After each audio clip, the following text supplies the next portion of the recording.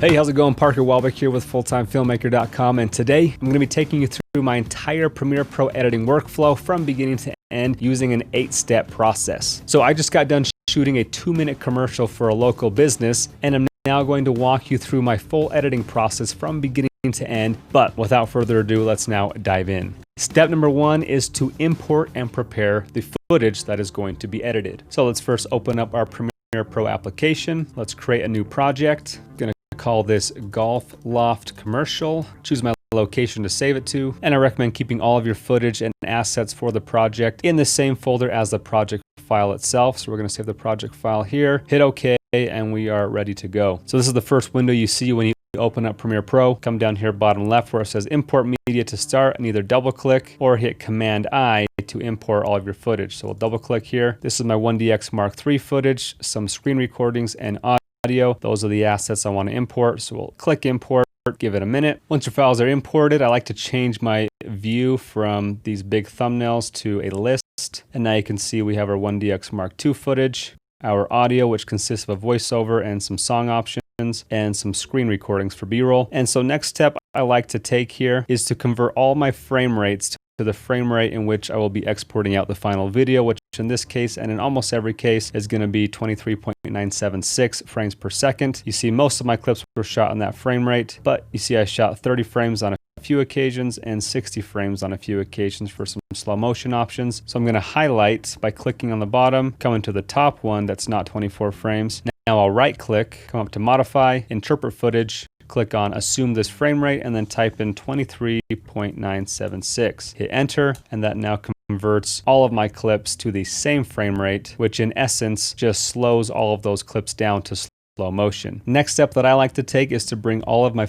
footage into my timeline, where I then like to cut and edit from the timeline. But we have an important step right here, because whatever clip we drag into the timeline first, the whole sequence, this whole project is going to assume the settings of that clip. So that frame rate, that resolution, that aspect ratio. Now, because I shot all of this footage in 4K, which is slightly wider than 16:9, and I want my finished video to be in 16:9 because the video is going to be going up on social media where the standard is 16:9. So I always have a clip saved on my computer whose settings are Ultra HD 16:9 aspect ratio at 24 frames per second, which is this Full-Time Filmmaker intro clip here. So I'm going to drag that into my project bin here, and then to start my timeline or sequence, I'm going to drag it onto this little folded paper looking thing here. Now, because I do a lot of tutorials, a lot of my videos start with this animation, and so usually that's the first clip I'm dragging in anyway. In this case I won't be using it, but I still like to put it in first to set my sequence settings exactly how I know I want them for export. So I recommend doing that for a quick shortcut. The other way is to come up to File, New, Sequence, then you're going to create the settings for your timeline. In my case, I'm going to be doing 23.976 frames per second,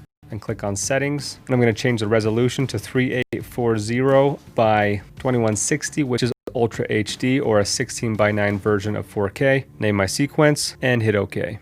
But that usually takes longer than just dragging in the clip that I'd be using anyway. Now I'm going to go ahead and rename this from FTF Intro to Golf Loft Commercial, and we can go ahead and delete that because we're not going to be using it. And now I'm going to highlight all of my 1DX Mark III clips and drag them into my timeline. It asks if I want to change the sequence to what these clips are. I'm going to say no, I want to keep it at 16:9. So if we zoom out here by hitting the plus or minus on our keyboard, now that I have all my clips in the timeline, the next step I would take is scale to frame size if there's any clips that were shot in different resolutions. Now these were all shot in the same resolution and same aspect ratio, so there shouldn't be anything to adjust. But if I had shot some clips in 1080p, then I'd right click, hit scale to frame size. It would then adjust the resolution to be scaled to the sequence settings. And if there was black bars that you didn't want like that, then you come over here to scale and then continue scaling until the black bars were gone. But because we don't have 1080p clips, that won't be an issue. And I get people asking me sometimes, if you have a mix of 1080p and